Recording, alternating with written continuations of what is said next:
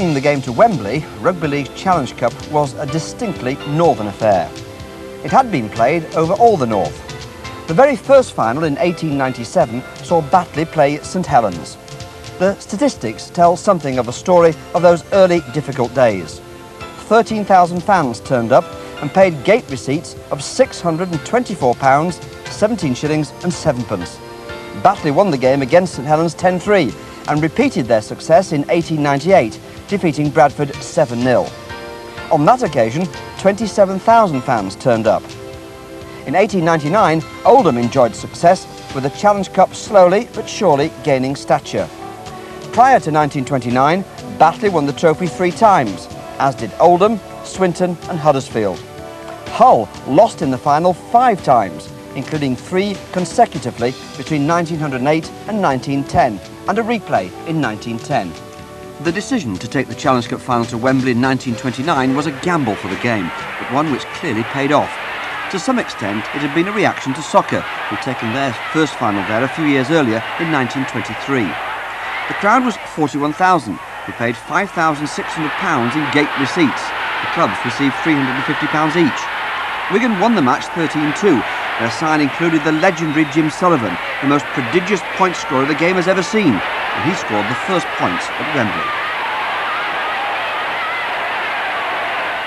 The 1930 attendance reflected the economy of the country. 36,000 saw Widnes beat St Helens 10-3.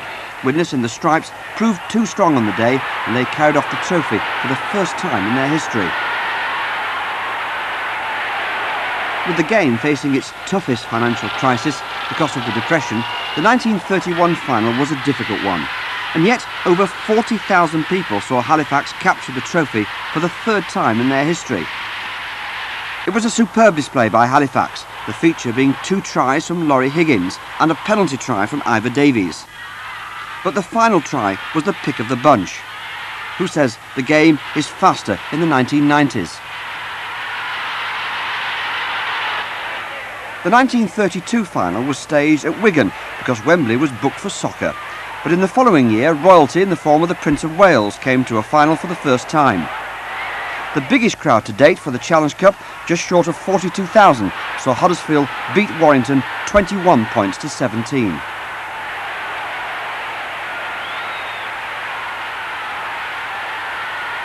The Prince was clearly impressed by what he saw, both teams serving up an entertaining game. And for the first time, an interview with the winning captain on the pitch. Well, folks, it's been a good game, and I think the best team's won.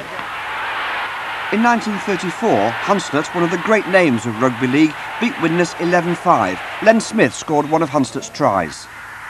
Just before half-time, Hunslet replied with a try and a penalty goal to lead 5-3 at the interval, and hundreds of Leeds schoolboys up for the cup cheer themselves hoarse. For a time, it's anybody's game, but Hunslet pull out ahead again with another try. In 1935, another close game. Castleford, enjoying Wembley for the first time, faced Huddersfield. Castleford in the white played out of their skins with tries from Askin, Adams and Cunniff.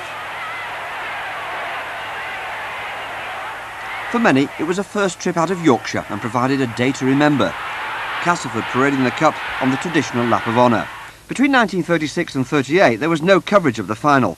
Leeds beat Warrington 18-2 in 36. In 1937, Widnes beat Keighley 18-5. Wembley. The 2 teams, Salford and Barrow, find Don Bradman at the Rugby League Cup final, fortunately as a spectator. Not for 32 years have Salford been in the final, so they mark the occasion by victory. Gear scoring a last-minute try to make it 7-4. Don Bradman gives away the cup, which does not contain ashes. Salford and Gus Risman were back in 1939, the first team to make it to the Empire Stadium 2 years in a row. That proved small comfort. The side, riddled with flu, lost easily to Halifax 20 points to 3. Tries from Smith, Treen, Todd and Bevin were the highlights of the game. The last at Wembley before the Second World War, and the biggest crowd so far, 55,000. The Challenge Cup continued at the Empire Stadium in 1946, when Wakefield Trinity faced Wigan. 50,000 spectators made the journey. Wigan had taken an early lead and they held on to it. Our cameramen made a good record of 2 spectacular tries. The first by Jolly, who went through on his own at jet-propelled speed.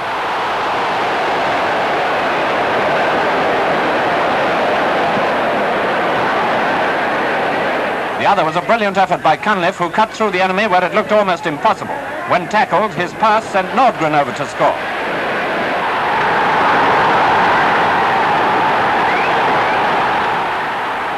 But Wakefield Trinity won the match thanks to that goal from Stutt, and they received the trophy from Prime Minister Clement Attlee.